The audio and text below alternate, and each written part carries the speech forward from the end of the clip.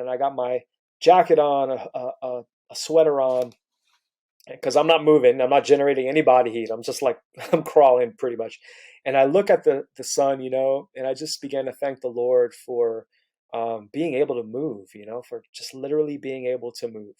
Um, Yeah. Well, hey, you're welcome. And the beautiful thing about doing a podcast, and I'll say this on air because I think everyone needs to understand this, is that once this goes live, it's on there forever.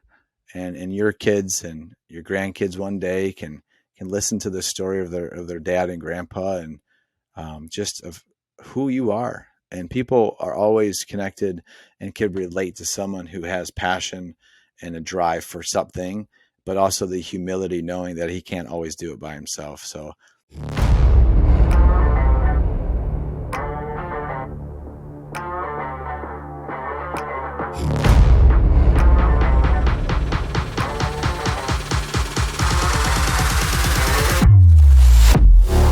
it gives me great pleasure knowing that you choose to listen to this episode on the John Gardina Classroom.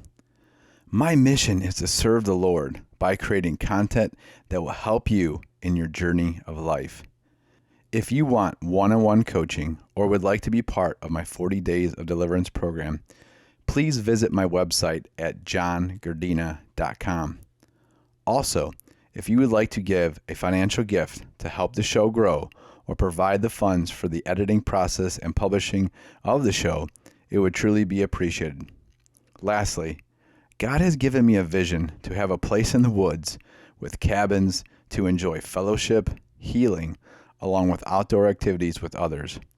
If you have land and feel compelled by the Lord to donate some to make this vision a reality, please email me. I will have all the information available in the show notes. Thank you and enjoy this episode. Welcome to the John Gardina Classroom. I have a wonderful, special friend, an amazing journeyman who completed the 100-mile ultra race down in South Carolina 2 weeks on this day. And his name is Daniel Galasso. He's a wonderful individual. So, Daniel, go ahead, give yourself a little update of who you are a little bit, your background. Hey, I'm grateful you pronounced my last name correctly, uh, which you have since day one. You've nailed it, so thank you for that. First day of schools for me every year was always really fun. But yeah, so my name is Daniel, known as Danny, but lately I've been going as Daniel, which I really like. So kind of new me post 100 miler. But yeah, I am a father of three girls. I've been married for going on 22 years this year. Um, yeah, love Jesus. Um, I try to live a life where daily I am giving him my boat, giving my boat over to Jesus, as Peter did.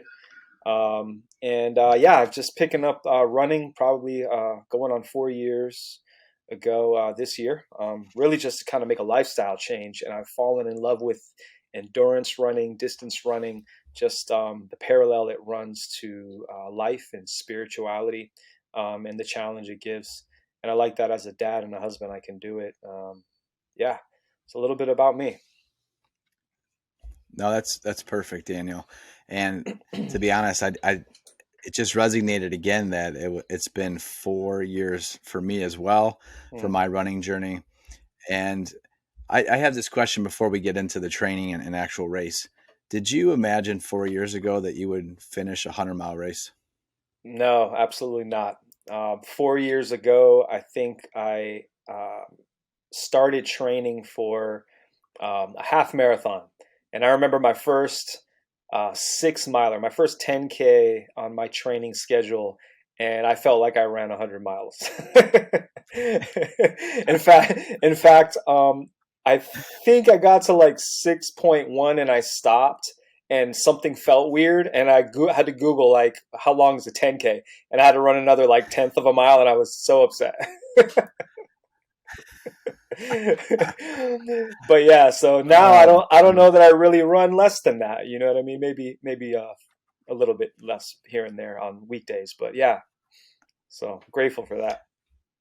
Yeah, it's just amazing how the transformation of your mindset and your body and what you can do just being consistent with running and enjoying the process.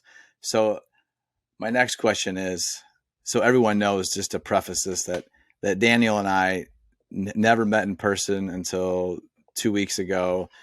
We were kind of buddies on Instagram at some point a year or so ago. I don't know the exact date, Yeah. but then there was a group formed by Tim Douglas called 5150, and Daniel was in there with Mike Bellini and Jeff Forrester and myself. So go ahead and talk about just how you got acclimated with that group and where it went from there. Yeah, so I would say maybe 2 years ago, maybe not even. I kind of reopened my Instagram account, and I started kind of just getting involved. Like I was about that point, maybe 2 years into running, and just kind of make connections and learn. Um, I'm pretty much, when I get involved in something, I like jump in, um, you know, extra. So I was like, man, let me connect with local runners. Somehow I found out about Midstate Mile and saw that there was a huge Christian group of runners, of guys that are like more or less my age, and that was really appealing to me. And I just started to kind of connect with people via Instagram, which is pretty nonchalant. And I realized that with a couple others, but you included Jeff, Tim, Mike, Bellini. There was a lot of interaction there that was beyond just the typical Instagram react interaction, right? So commenting and tips, and another guy I mentioned earlier, Aaron Dana. Just from day one, he was very helpful with giving me tips. I've never met the guy. We talk here and there on Instagram, and I'm just super grateful for all the tips he's lent me. And he's much younger than me, but more experienced in running, obviously. And so I think, man, sometime last year, Tim reached out to me, and I didn't think I realized he was in South Carolina, and he's probably about 45 minutes or an hour from me tops. And he said, "Man, we just kind of talked and got to know each other a little bit via message." And he said, "Man, this year, I think it was actually he was saying by the end of the year last year, I wanted to run 50 miles, and things didn't work out, and I didn't want to rush it. And right around then, he kind of started to message me and back and forth. And he mentioned for his birthday, he wanted to do 50 miles, right? So 2023, he wanted to do 50 miles for his 50th birthday. And I kind of was like, hey man, I'd love to join you, like if I'm welcome. He said, absolutely. And I kind of, threw it out there, and he said he's going to do it with some buddies. And it turns out it was guys I was already connected with on Instagram, which was really a cool thing. So, that kind of was supposed to be more March, and ended up becoming, pretty much the beginning of April, and this race for the 5150 crew.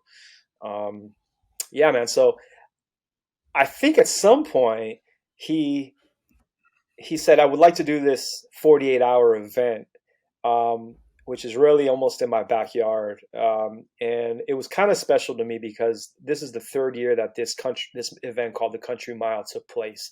And the first year, the inaugural year, I signed up and I was supposed to do my first 50K there.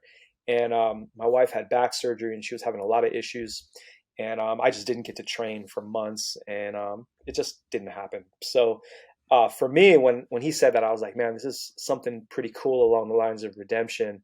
And I thought 48 hours is a long time to do 50 miles, man, right? So I think you were probably thinking the same thing simultaneously. And I just had this thought, like, man, if I'm doing 50 and the longest I've ever done at this point was 50K, man, let me just go for 100. And if I don't make it, shoot, 50 miles is great, 60 is great, 100K, 75, whatever. But, and you kind of mentioned, I think right around the same time I did in the group chat, let's go for 100 miles, So I was like really happy when you said that, because I knew, okay, I got somebody with me that, when everybody else, maybe they're happy with 50 or 60 or whatever they stop at least I'll have somebody kind of shoulder to shoulder, when times get dark, and just kind of encouraging each other, like, let's go 100 miles, 100 miles. So yeah, that's kind of how it happened. It's perfectly said because I didn't even know half that information, to be honest with you. Hmm. And once we had the WhatsApp group, the 5150, it was really crucial because one, for me, it was accountability. Two, it was a group of fellowship, which I always love.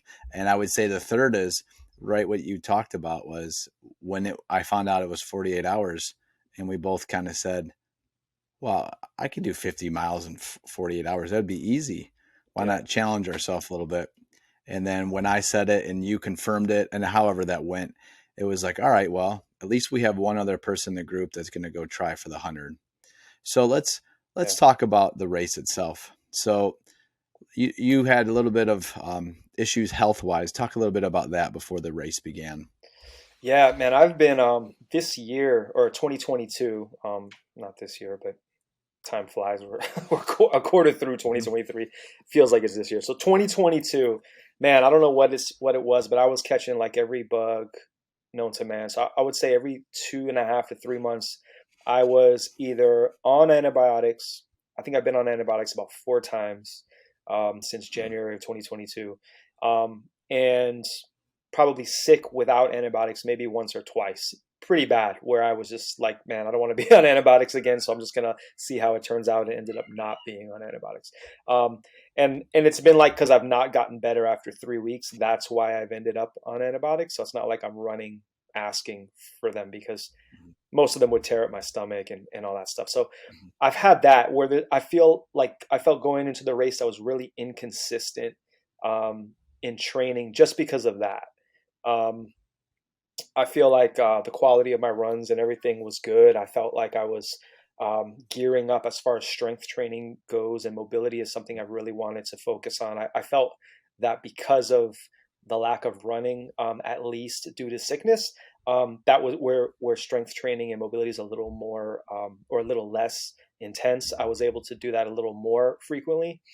But going into it, I was not really confident in. Um, physically and just in my physical shape, like what that I could do it. I mean, I feel like I could do it. I'm very stubborn when I'm when I like put my mind to something and I say, okay, I'm gonna do this. Like I told myself, if I have to crawl across the finish line, I'm gonna crawl. And Mhm. we could talk more about Sunday morning. I've there was some moments where I felt like, Mhm. all right, I'm gonna have to crawl this last 12 miles, which is a long time to crawl. So luckily I didn't have to, but yeah, I wasn't sure about that, and it was weird. Like that last week, I think I was working out, and I think I had a day where I was moving stuff in my garage or something like that, and I just felt like my back started spasming. So I literally was taking muscle relaxers the last 3 nights before I went to bed because my back was just borderline spasming, and I was in so much pain sitting, um, twisting, turning, and my wife was, because she's had back issues, she had some, and she's like, man, just before you go to bed, take a muscle relaxer. And I didn't really want to, and I'm glad I did because actually I woke up that morning, that Friday morning, and I was expecting my back a few miles in to give me problems, and that was probably the only thing that didn't give me problems during the race was my back. But yeah, going into it, that was kind of like the little brief history of that. And my father-in-law recently passed. He kind of passed. I guess about about 3 weeks, I think, before, maybe 4 weeks Mhm. before the race. Really hard loss for us. We're still really dealing with that, and so we left to Miami, and we were gone about a week. And I got to do some training in Miami, but very little. And so that's, yeah, just kind of leading up to the race. I'm kind of processing all this stuff in my head, like trying to clear it and say, okay, the race is starting, even forget all of that. Like I'm here. I've done what I can do at this point. I got to trust that it's enough. I am not stopping unless I can't, right? Unless Yeah. I can't go on anymore. Yes. So it was like the race itself there's so many things that people don't really understand. And I've heard this from two different perspectives. One, you had a great training session, let's just say whatever the race is, and then you didn't have a good race. Where it sounded like, from your perspective, like it was difficult to get the training, all of it in, but you found ways to adapt.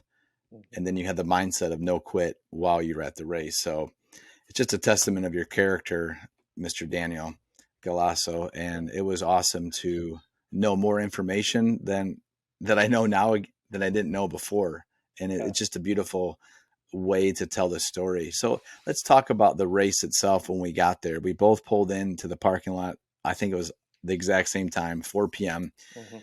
We set up our camp, which was by the RVs. So it was nice to drive by and see all these beautiful RVs set up in there, TVs and bathrooms Yeah. and kitchens, right? Jacuzzis and who knows what else. It's like Beverly Hills of camping, man.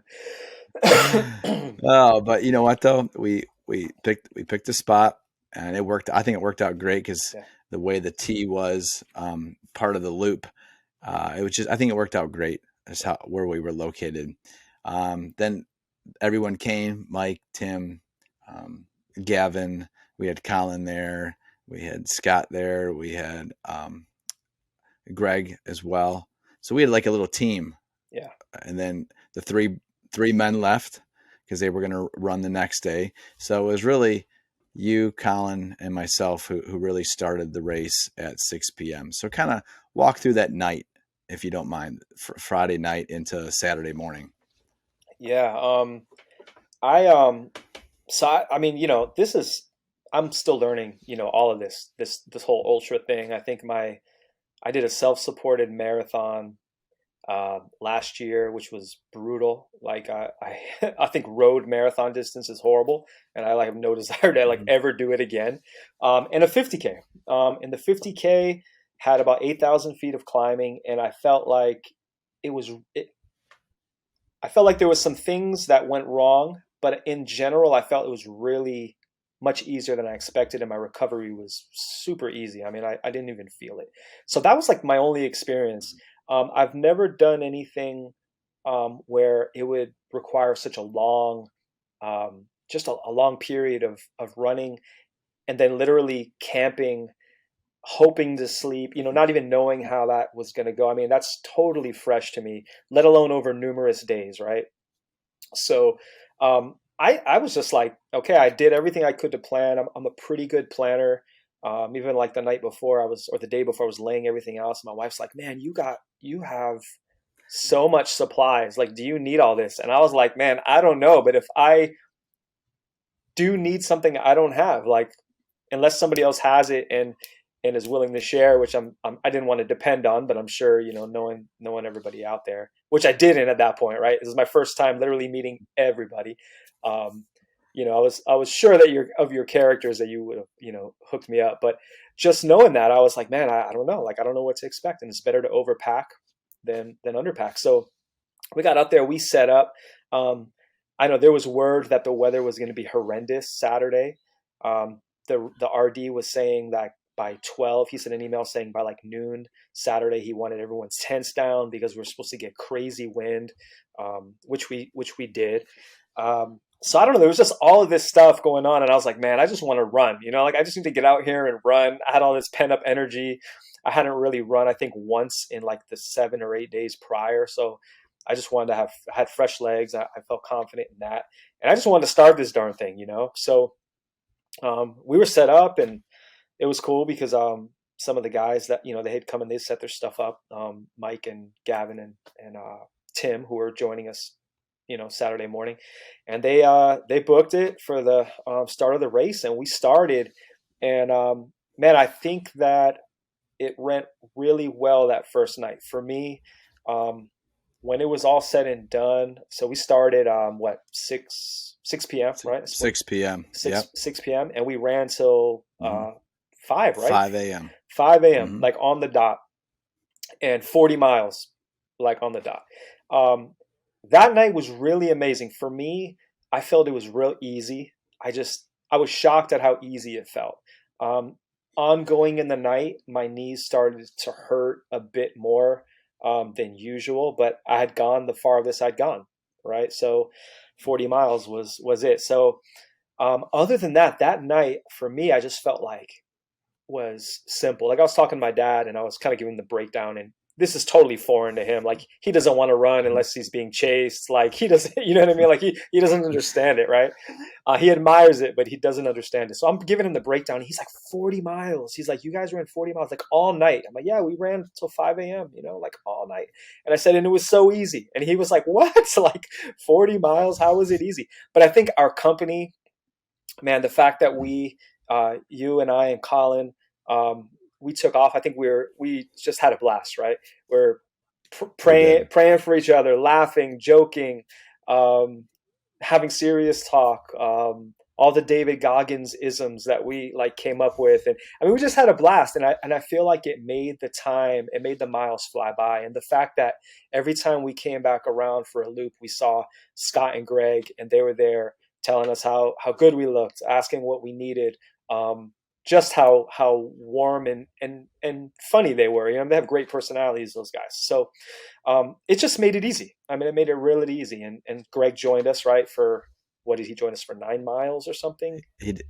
Yeah, Right? he did 9 miles Yeah, with it that night. Yep. yeah. In Hmm. jeans. I mean, It's crazy. I want to run with a guy like that. You know what I'm saying? Like, I want a guy like that in my corner. Yeah. So that night for me, I mean, I felt it went really well, um, and I wasn't tired, which was shocking. I didn't feel tired at all.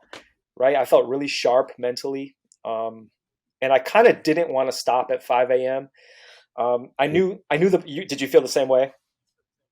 Yeah, I mean, I that night was just, and we talked about this later. Mhm. That night was probably the best period through the 100-mile journey because the weather was perfect, the camaraderie was perfect, the whole you were still jazzed up because you just began the race, even though we went 40 miles into the night. But the conversations, the prayers, the Mike and Ike, the Candy Man, like it Yeah. was just good. It was all around just great fellowship like that. There's no other word to put it except for we just had such a good bond together, and the bodies were feeling great. I mean, I know Colin, I mean, the dude only ran 10 miles before, and I think that really helped us along the journey too, Daniel, is because after he broke the 10, we celebrated, then the half marathon, then the full marathon, then the 50K. And it was awesome because we were just celebrating all these wins every couple hours or so, and it kept the night just I was looking for more from all of us. So we like dug all of us just like kind of dug deep into not the pain cave at that point, but for Colin it was towards the end of the night, and just how we support each other was amazing. And then, like you said, that night, Saturday morning at 5, I didn't want to stop either, Yeah. but I think by the time Colin was done, he didn't want to shut it down until we knew we were all done, which was a testament to his character. And we said, let's just try to get some sleep. We met our goal, and then let's just see what happens in the morning. And then go ahead, talk about the Yeah. morning then, your sleep or lack of, and then what happened when the Man. crew came, the Yeah. next crew. Yeah. We stopped like you said, right? So well, just I want to reiterate that one thing you said, because I was going to get to it. And it was just amazing. I feel like that, and you brought it up. I think that was such a key. The fact that we had all of these, it was almost like mini goals, or mini celebrations, and it carried, or it added to the, I don't know how to describe it. It was kind of like Jubilee, you know what I mean? Like we were just out there, and I think a couple people that Mhm. they mentioned it, like, hey, we noticed you guys out there. And I talked to a couple people like, oh, you guys were out there last night. You guys were having a blast. Are you having a blast still? Like all of that stuff. And it was because we had Collins breaking 10 miles, his half marathon, his first 50K, my plus 50K. We hadn't got to yours yet. The next morning was your, I guess, was what, 43, right? Is that what you broke, or 46? Yeah, Something like that. 43 was my previous. Yeah. Yeah. So we had all of these But kind of yeah, like no, unexpected micro uh, wins. You know what I mean? Like they were like, but it was wins, and it kind of gave us wind in our sail, I think. I mean, and we were mhm. full steam ahead anyway, right? But um, it was like it went really well. I mean, I think it went better than textbook well. And then, all right, so we come in Friday or Saturday, 5 a.m. And yeah, I didn't really want to sleep, but I know the plan was that, like, okay, we need to take at least 2 hours. Um, and so I'm cool to sticking to the plan. I didn't sleep a wink. I mean, maybe 10 minutes. I was wired, Me, right? yeah, me too. And Me I too. should have joined you guys in the tent, and I stayed in my car, which I have a small car, man. And I don't know what I was thinking, but my knees were also like just screaming too. So I couldn't quite get comfortable. And you'd hear kind of the rain on and off. You'd hear somebody running past your car. Just all these little things when you're trying to fall asleep. So we get up. I think I got out of the car maybe just maybe 8, maybe shy of 8, maybe a hair over 8 a.m., something like that. The guys joined us at that point, Tim and Mike and Gavin, and we were ready to start the 50 miles or the 51 miles with them. And the weather, man, that the skies just opened up, and I think we started the race. It was like pretty much downpour when we started. I think. I mean, if not right Yeah, after. it's yeah. The morning was, we knew the rain was coming, so we said we're just gonna saddle up, get our rain gear on, and we started running. And then as the morning progressed, it got heavier, lightning, thunder right over us. And I forget who said this. We're like, are they going to cancel the race, like to pause it if we're in a thunderstorm? And I was like, it doesn't work like that. It's on your own discretion. It's on your own discretion if you want to get struck by lightning or not. And we were good. The one thing that really stood out, besides, honestly, the rain felt good. The thing that got hard for us was the terrain. So running through mud is so much harder, just on the Yeah, mobility part of your hips and your knees and your ankles. So going through that morning together, it was just totally different from the night before, because it was almost euphoric because of the weather conditions and how yeah. still everything, it was peaceful. And then the next day with like complete 180 on the adversity we had. So kind of talk that through. Yeah, I actually, when I look back at it, I feel like we ran 3 different events. You know what I mean? Or really like 4 different events. Mm-hmm. I feel like Friday night was its own event. I felt like the first part of Saturday was its own event with the rain and the mud and the puddles.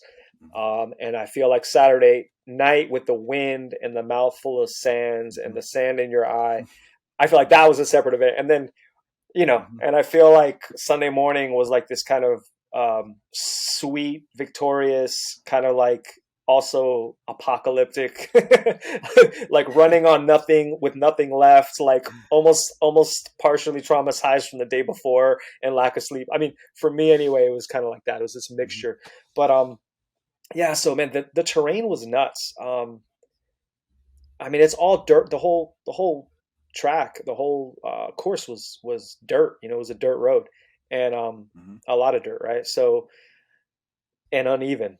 So there was puddles that were, I don't know, 5 inches deep, mud that was 4 inches deep. I mean, it was just there was very few sections where there was sure footing. So it slows you down, right? It changes your gait, it changes your form, um, and I think right around then, I would say a few hours um, into Saturday, my hip started to really bother me. It got really tight. It was kind of getting tight Friday night, but I feel like Saturday morning it just got really, really, really tight. And I think the mud and the pulling um, Mm-hmm. and the instability of everything just really started to bother. And I started to favor it. And of course, that trickled down to my left. It was my left hip, and then it trickled down to my left knee. Started to get real stiff and a lot of pain. And so yeah, there was that in blisters, man. I was throwing on salty britches as much as I could, and I changed socks. I think Saturday 3 times. Um, Gosh, man, before 3 o'clock or something like that. Maybe sooner. Yeah. And there was like no Yeah. dry. That's There was like no place where you that could that's stay dry, so you could put on salty britches and before you get your socks on, right? I mean, or you're putting it on wet feet, right? Like wet, gritty feet. So it's like it's helping, but it's not helping as much as it could, right? Um, Dude, I should have bought yeah. gaiters. I No, I think the thing that I learned on when you run in wet terrain, and I've known this from events I've done in the past, is if you have a chance to stop and it's going to get drier, to let everything kind of dry out, change your shoes, change your socks, like let your feet air out, and then apply your salty britches and then get back on, because it almost feels like you have a new pair of shoes, socks, feet. Like how do I say that? It just felt you were like putting on a brand new pair of everything, Hmm. and it really did help. But if people that know that, they're in for some pain, because once your feet go, and you talk about your blisters, because I never, did you ever have blisters like that on your feet before? Never. Like I normally, That's what I um, thought. when I go like really long distance, like even just road or stuff, not even so much trail, but road, I'll get like a hot spot that may turn into a blister like under on my left foot, like at the ball of my foot. So normally when I put salty britches on, I put it there, and that's really it. Um, if I'm gonna go and I know I'm gonna cross some creeks and stuff, I'll get my toes and I'll get in between my toes and stuff like that. But for me, I've never gotten a blood blister since running. I've never. Mhm. I think I had one toenail that got a little messed up once. I was just running hard downhill on this one road course I would run um, for weeks, and I didn't know any better. I was just running, and so I lost my toenail. But it was like a long process. It wasn't bloody, or I didn't didn't fall off or anything. It just happened over time. But man, as much as I changed socks and put salty britches on, man, my feet. I would say I had about 5 blisters that were pretty noticeable. Um, Two of them were Mhm. blood blisters, right kind of at the base of my toe, um, which were just pretty nasty. They didn't really hurt. I mean, it wasn't altering my running um, because at some point my toes got numb. So That's true. right. That's So true. in fact today I have almost 95% feeling back in 2 of my toes on my right foot 2 weeks later. It's pretty insane. It's I noticed today I was kind of every day by day there's improvement. So today I was feeling it. I'm like, okay, like it doesn't quite feel like my socks are bunched up under my feet, like it's getting a little better. But yeah, the blisters um I would say like Saturday maybe the last time I changed my socks um, I looked down and I was just like, wow, like that's a mess. I really need to Yeah. dry my feet out as much as possible. And thankfully, it didn't really alter the way I was running. But the mud really messed Yeah. up my hip and my knee.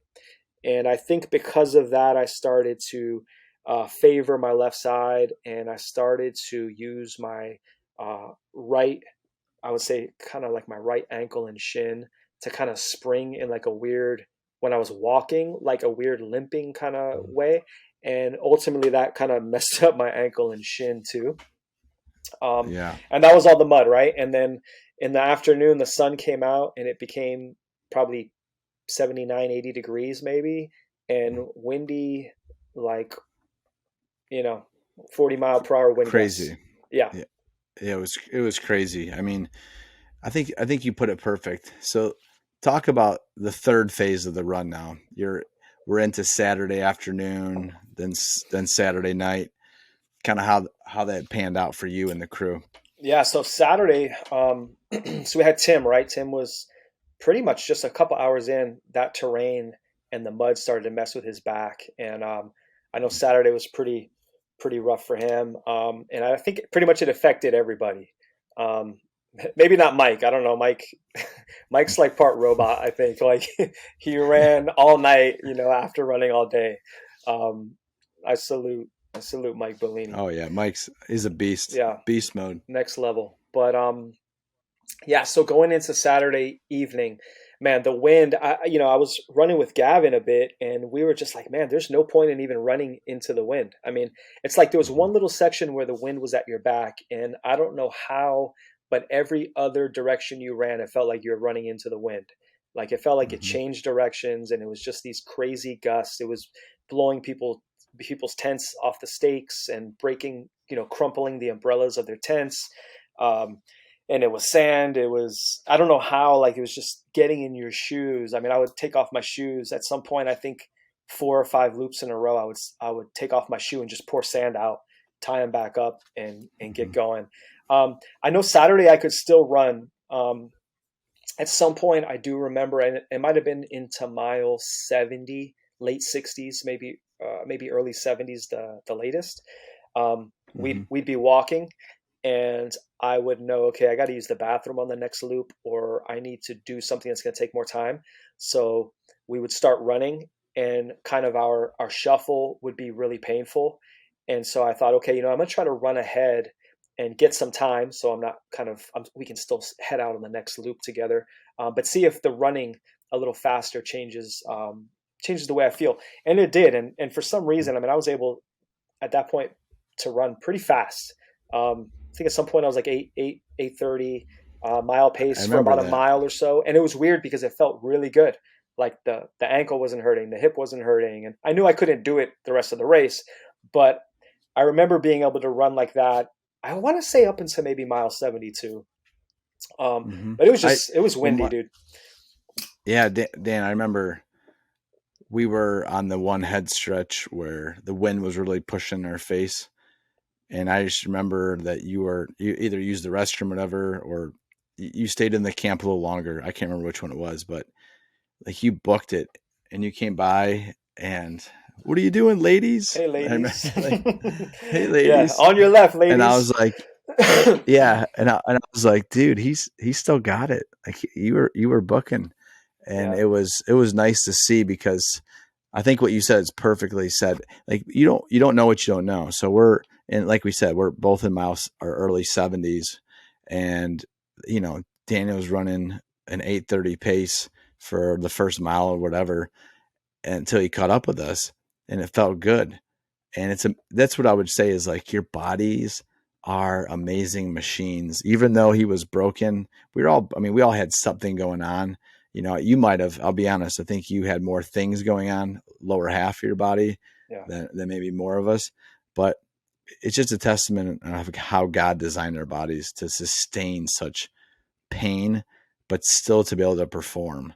yeah, So yeah, talk about, I know we're getting close to the stopping spot here, but yeah. talk just the rest of that night and the sleep or lack of sleep, maybe Hmm. Saturday night and a Sunday where we finished it out together. Go ahead. Yeah. So I'll try to be a little shorter and more concise with my You're, convo. you're Um, Italian. It's okay. It's all right. I'm trying to keep my hands down too if I'm not doing a lot of this. Yeah. Um, but yeah. So man, everybody got pretty beat up. I want to say, I mean, at some point I remember you saying that you ran a 28-minute 5K to do something. I don't know why, but you ran ahead to go do something, and you were like, ah, I wanted to take a nap. oh yeah, Yeah, I yeah. wanted to take a nap. That's what it was. And Yeah. then you got up, and Yeah. I was like, man, 20. I'm like, how long did how fast did you run that? You're like, oh, it's like 28 something. And I'm like, dude, that's nuts. Like, that's so nuts in my head to fathom running that whole thing at a pretty good 5K speed. I mean, I think the fastest I've run a 5K is like sub 25, and a 28 is like it's like a decent me pushing it without mud, without puddles, without rocks, without the rock garden section. I mean, all that stuff.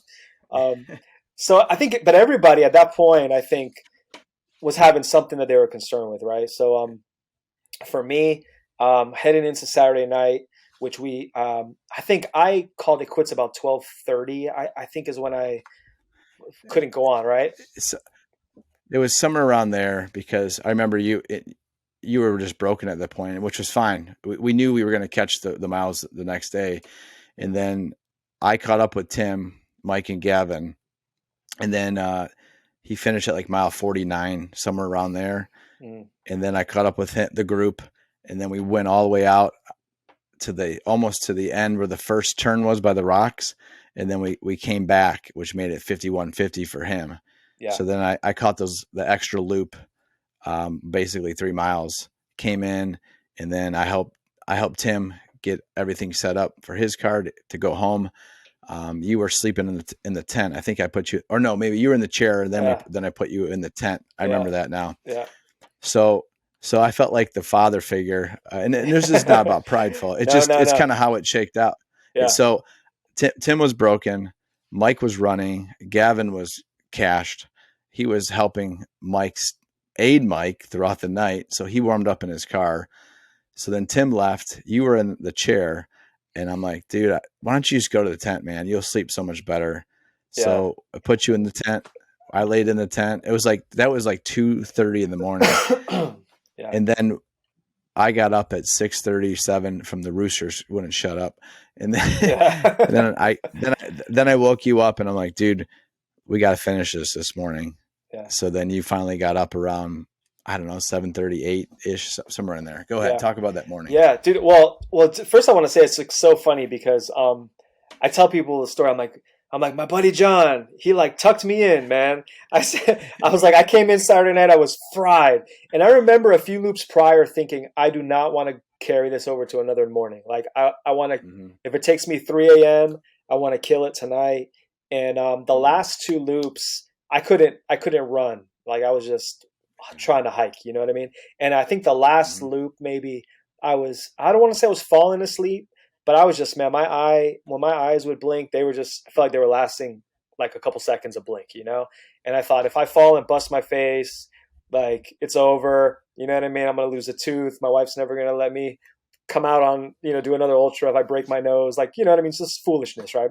And I thought, okay, like tomorrow is the day.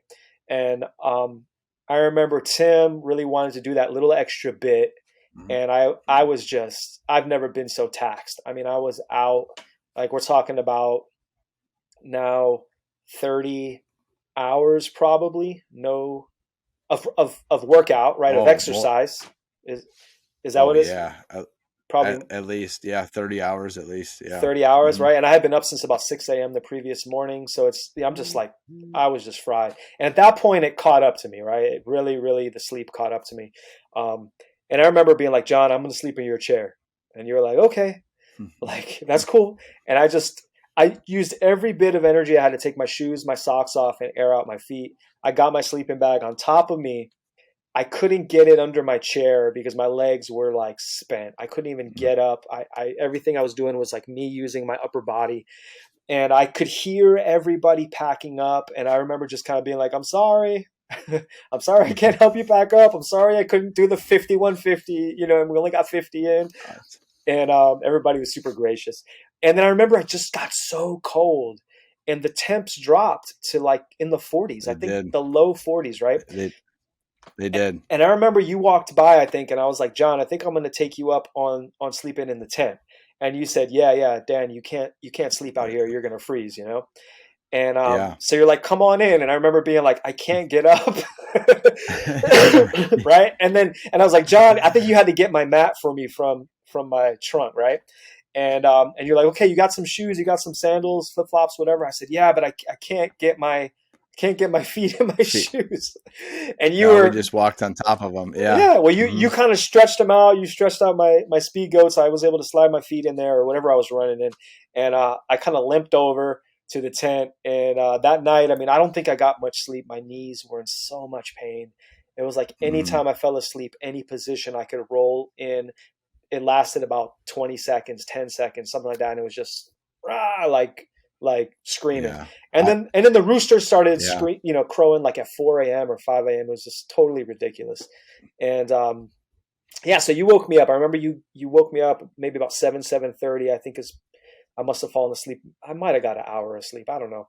And you said, Dan, like Mike Bellini's running through the night, and he wants to finish We got. right at 80 miles. Yeah. And Yeah. We're like, yeah, and he yeah. and he wants to run our last lap, so we got to get going, right?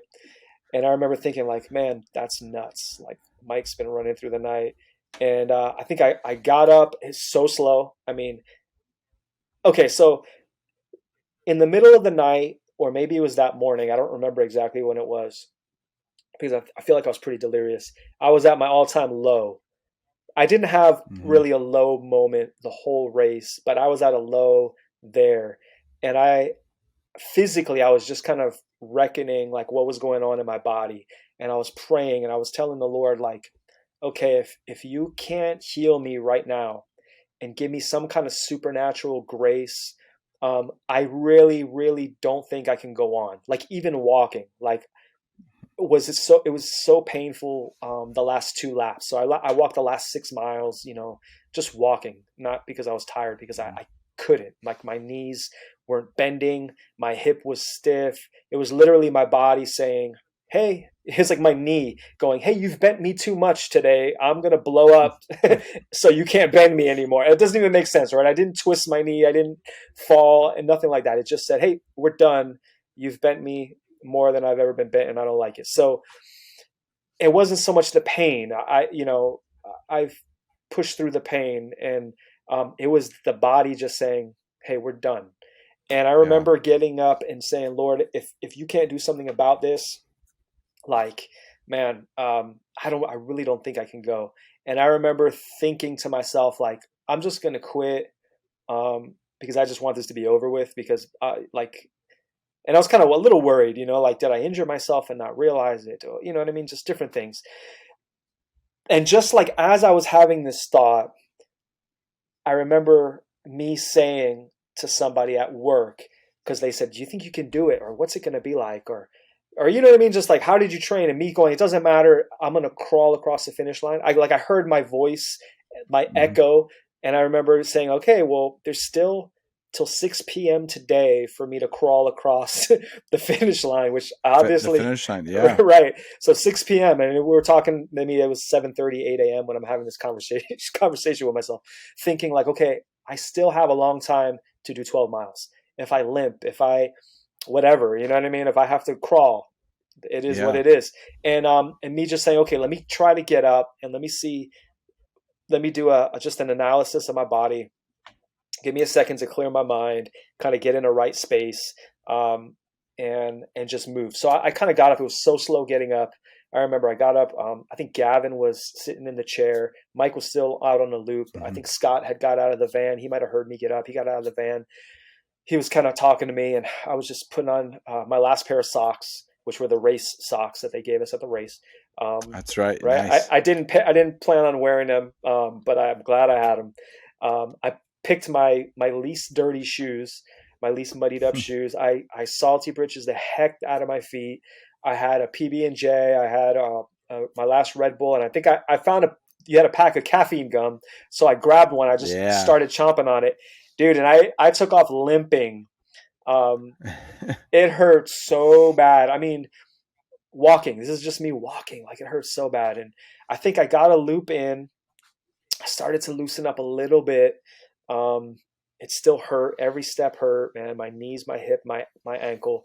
And it was really like a pathetic kind of like limp march, And I was like, man, I'm doing it. Like, this is better than crawling. I'm not going to tear up my knees crawling. And this is better than that. And I got to the very back end. I think I was at mile 92 or so. I got to the very back end. And this is why I joined the race and what I got from that. And sorry I took so long to get to this kind of No, it's good. golden moment. But I'm at the back It's end. important. I'm at the back end of the farm, and I'm by myself. There's like nobody around, and the sun's kind of coming up over the trees still. And I just look out, and I got my jacket on, a sweater on, because I'm not moving. I'm not generating any body heat. I'm just like, I'm crawling pretty much. And I look at the sun, and I just began to thank the Lord for being able to move, for just literally being able to move. There are people, and I kind of mentioned it whenever I post running videos or my progress or whatever, there are people that I felt kind of silly about it at times. And there's people that every once in a while I feel silly. They message me and they say, man, I love the fact that you post pictures and videos of you doing and going places that I can't go, and running, being that I can't run, or even hiking in that terrain that I can't go, because I feel like I'm with you, and it's just such a beautiful thing. And I thought about that, and so whether I'm injured or whether I'm running or I'm not running as fast as I can, or I'm stuck on the road or a treadmill when I'd rather be in the mountains, I kind of, one of the things, I don't want to say I guess I meditate on, is obviously just gratefulness and thankfulness. But man, like, I'm just like, Lord, thank you that I can move. You know what I mean? Like, that I can run, that I have my legs. You know what I mean? Like, my wife just a couple of years ago, like, she was bedridden, like, not out of pain, but because her body wasn't working. You know what I mean? Because of her back. And one of the reasons why I do what I do is I do it because I can. But I do it for her, because we are one, like we're one in flesh. In one Um, body. yeah, Yeah. and we are one, and I do it for her, and I have this moment out there, um, where I'm just looking at the horizon. I'm looking at the sun, and I'm at this point I'm like kind of tearing a little, and the gravity of the situation is hitting me, and I'm at this point I'm like, okay, I've moved one lap. I have three more to go. I can do this. I just thought, okay, I have hope. I can do this, and and the Lord speaks to me so clearly, John. And I don't remember actually if I shared it completely with you. I did share it with somebody, I think. And I just thought, this is so humbling, um, not being able to do what I want to do, and not being able to do what I've always been able to do so easily, which is run. Like I just thought about it. I just ran 89 to 90 miles in the last 30 hours or whatever. And I can't do that now. Like I can't even run. Like I couldn't even trot or shuffle. Like, Yeah. and I Yeah. remember the Lord saying, to me, now you know a little bit of what it was like when your wife couldn't couldn't walk. I mean, couldn't Yeah. even get up to use the restroom, or get up to fix her hair, or get up to make herself a sandwich, being totally dependent on us, my daughters, myself, like come, hey, I'm done with my dishes, I'm done with my food, or hey, can you bring me something else to eat? Hey, can you get me my book? It's right over there. I mean, just, without going into too much more detail, like, and it's not that I felt like I was uncompassionate towards her, but the desire of my heart in the last few years of life, and um has just been that, like, I just want to love, like, I just want to love well. I Yeah. want to be compassionate. I want to be gentle. Like, those things are the desirable things for me.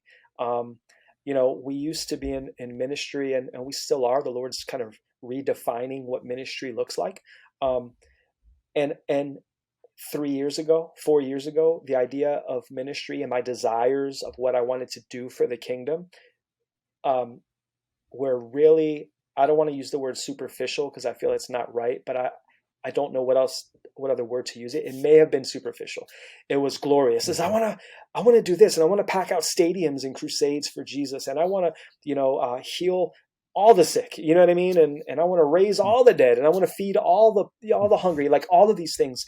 And there's been something in the last few years that have been very, um, very, I guess, attractive to me about the Jesus that heals the lepers and says, "Don't go tell anyone." Like go Yeah. right. I mean, like, I don't know. It's just I, this beautiful mystery and this humility, and I just felt like, man, there's this internal work that I want to focus on. That is, I want to love, right? Like I wasn't loved, or better than I was loved, right? I want to have compassion, and I want, like, especially for my family, like, it has to start there. Like, I don't care if I can fill a stadium with 20,000 people, and they can all hear the gospel, and they can all get saved and all this stuff. And I can go to whatever country and people recognize my name as someone who does these amazing exploits for the Lord. But like, if my family, doesn't know me, right? And they don't know that I love them, and they're not enriched and empowered by my love and by my just compassionate and my sober mind, towards them, like, I don't want to, like nothing else matters to me. And at that very moment, I realized I got what I came for. They say, like, sometimes you run the 90 miles, right, to get, oh yeah, to right, get to to the last 10. get the last Yeah. 10, and that's what you're there for, the last 10. That was exactly it. Mile 92, the Lord gave me what I came for. And at that point, it wasn't that now my race is done, but I felt like my race was done, and the rest was just Yeah. tying up the loose ends. And it was like this surge of hope and energy, and courage, and I came undone. I mean, I was back there weeping, and I Yeah. think I saw you on the next loop, and I was like, started to share, and you're like, "Oh yeah, I broke down the last loop," and I was crying too. And there was something about that. But anyway, Yeah. yeah, that was my race.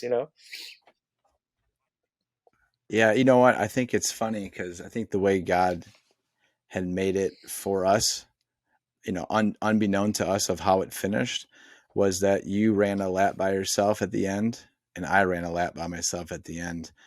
And it was time for that God moment of reflection and Yeah. just the why. And it was the same message almost to the T, Daniel, that God basically said to me, like, look at how grateful you are, like you should be to me. The sun was just coming up too, and that you're able to do this. And the race was just a testament to what God, like I go back to in regards to our bodies and our souls, and our spirit, is that there's so much love that he has given to us. And the race isn't about showcasing we did 100 miles. It was about the journey, the fellowship, the praying over. So for me, the best part of the race, honestly, was when I was in pain in mile like 18, and my ankle was so bad that I had no idea I'd finish the race. And you prayed over me. Mm. And I just remember that I've never been prayed over like that in my entire life. Mm. And I thought to myself, like what you said, you don't have to pack stadiums. You don't have to pack town halls or churches. Like the true way that the Holy Spirit works is those small moments and gatherings where you are truly filled with the Holy Spirit. And I was restored, and I had to thank you for that. I'm going to be honest. I don't know if I would have been able to continue of how bad the pain was at that moment. Yeah. So it's just a testament of your character, Dan. Like, honestly, like you're just a good person. I think that God has put things in your life of changing where you live, changing, how you minister, like attending to your family. And it's the same thing I have been learning in the past, probably 6 months to a year, is that I thought after writing a book that I would be, this global superstar to influence the world. Yeah. But you know what God told me? He said, when you have a boomerang, where does the boomerang start? It starts with you, and then you throw it out and it comes right back to you, right? That's the Yeah. message I got. But if you don't know how to hold the boomerang and take care of the boomerang, and this is just a parallel to like your family and your community, Yeah. then who cares what you do when that boomerang's so far away, right? Yeah. So it's not about the outreach to the ends of the earth. Yep. It's about what you have right next to you. And that's a lesson I learned. And honestly, it was just a beautiful way to continue to learn that message through my life recently, but also along this journey of the 100 miles. So I'm going to have you wrap up with this last segment Yeah. of tell me what it felt like for us to run that last loop together and to actually finish the race. Yeah, dude, it was amazing, right? So Gavin joined us. Um, Colin, right? I think did Colin join the last loop? I think he did. Or maybe he joined us at the Colin, he did. Colin and Mr. Kraft, Scott Kraft, they came at the very end, Okay. but it was Gavin, you, and Mike Bellini and myself at the Yeah. last loop together. Man, that was it was surreal. It was like so in every experience of almost every race I've had this same experience where you kind of push through. There's this obstacle or obstacles to overcome, and then when you're heading down the finish towards the finish line, down the finishing stretch, the home stretch, and you can taste it and you can hear it and you can see this is over, you kind of like mourn it being over. You're just kind of like, oh man, this thing's over, like you know what I mean. And I don't know what that all of that is. Yeah. I mean, for me, sometimes I think deep down I'm like, man, have I gotten everything from this? Like I remember walking after that last lap, every lap I did, just being very tentative to the voice of the Holy Spirit, like, Lord, I don't want to just move on because I had some encounter with you on the back end of this my third to last lap. Like I don't want to leave here missing, like out on on what you have for me. And so I was being very tentative to that. I don't think any of us were real talkative. I don't think that last lap, I think we're all pretty spent. Hmm. But I remember we came in, and I remember I think I tried literally to jog 3 times on that last lap.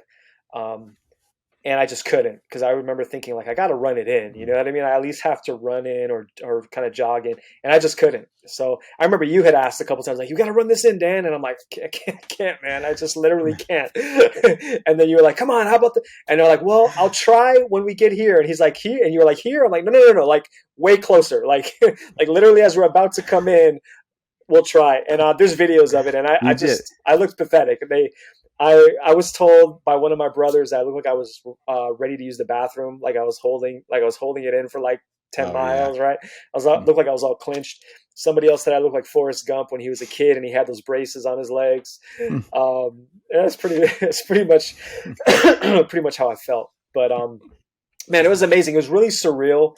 Um, I felt like inside I was processing it, and I look back at the videos. There wasn't a lot of emotion.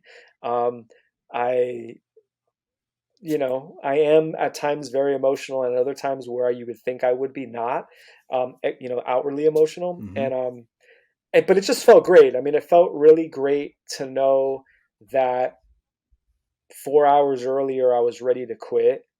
Um, and I had like no hope.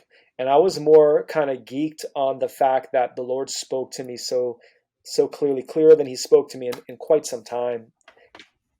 And just that whole scenario, like the boat, like it was like the ribbon on the package, you know what I mean? Hmm. And now I get to finish, it's like, so now I get this buckle, and for me, at some point, maybe a month or so prior to the race, it was like, yeah, I'm gonna get this buckle, and I'm gonna wear the buckle to work, and I'm gonna have the buckle, and I'm not just Danny Galasso ultra marathoner. I'm Danny Galasso 100-mile finisher, and all that stuff was just kind of wiped off the plate, really a week or two prior, but definitely at mile 92, and that buckle at this point became a representation of this gift that God gave me, which was, 48 hours or so of fellowship, of celebration, of drawing near to each other in the celebration and getting to know each other in the celebration, as well as the suffering, getting to know and pray for each other's families. And just this victory with you and I got to share in 100 miles, like, so when I look at that buckle, and it's the climax of it all was the Lord giving me this gift of just compassion when he kind of imparted what He did, when He spoke to me on mile 92. Man, when I look at the buckle, that's what I see. And to finish it and to have the guys there, I wish Tim could have been there, to see it all, because Yeah. I'm super grateful for Tim. He's the one who really brought us all together. I mean, like I said, I didn't know any of you guys. I mean, I knew you through Instagram, and now I have I believe, like, friends. I mean, like, you know we're bonded Oh yeah. together for the weekend, Y- from that weekend, and it was because of him. So it's kind of a bummer he wasn't there, but to have everybody there, was really special. It was really, really special. Yeah. I would agree 100% with that. I would close my final statement is Hmm. what I learned from your conversation today is that it's amazing how a brotherhood can be formed, from Instagram to a race, and then grinding it out together for almost a day and a half, 2 days, on a common mission where your body's breaking but your spirit still has that fortitude to finish.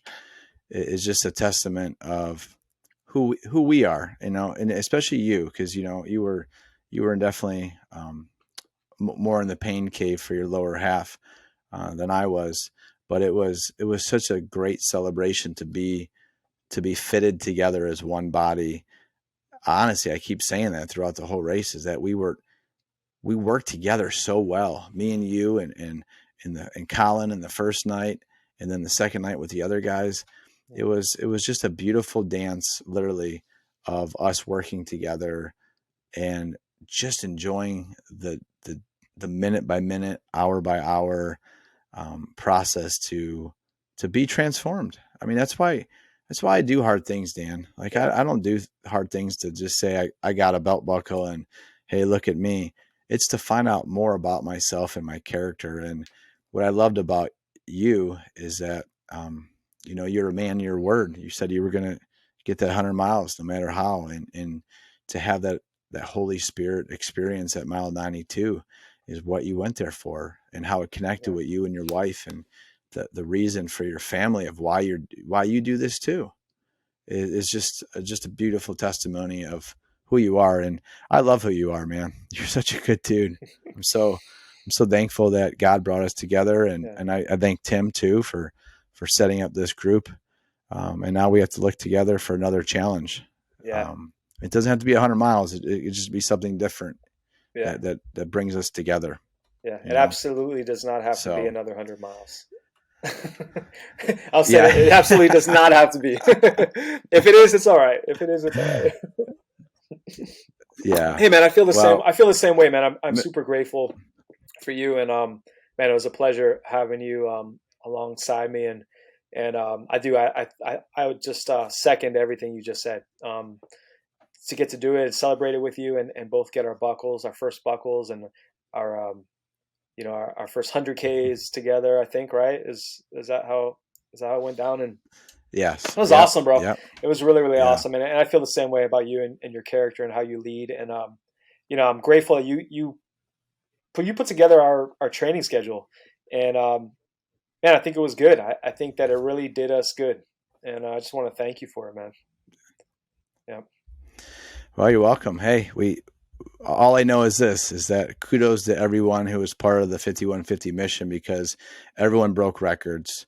yeah, And that was awesome to see, because I just love to see people grow and be a champion in their own right. Because, hey, look, man, we're out to do great things. yeah, Because we can do all things through Christ who strengthens us. So I yes, really think that us being bonded together and breaking these records is not a testament of pride. It's a testament of his character that he bestowed upon us that weekend, yeah, and to share with everybody was awesome. So Dr. Daniel Galasso, yeah, thank you for being on the classroom. Thank you for sharing those miles with me. Thanks for just being a brother, man, on that weekend. And I look forward to our friendship the rest of my life. And I know that when I'm old and gray telling stories about my first 100-mile race, you're going to be the first person I talk about how we finished it together. yeah, So it's a blessing. yeah. Same, brother. Any last words, brother? No, you know what? I don't know, man. There's no last words. No last words. Thank you for having me, bro. It was, Awesome. it Well, I was it just was want to an say honor. that, Thank you for having me. yeah, well, hey, you're welcome. And the beautiful thing about doing a podcast, and I'll say this on air because I think everyone needs to understand this, is that once this goes live, it's on there forever.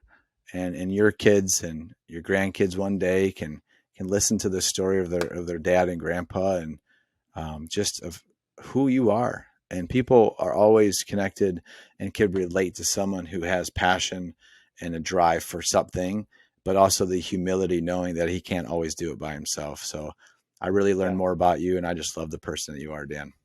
yeah. So, Likewise. well, this has been an excellent episode to be a part of, because I'm just so closely related now to you. And everyone out there who listens, hey, listen, just keep doing great things in the classroom of life. Keep exploring, keep being creative, and keep being the person that God's called you to be. I love you guys. Be good.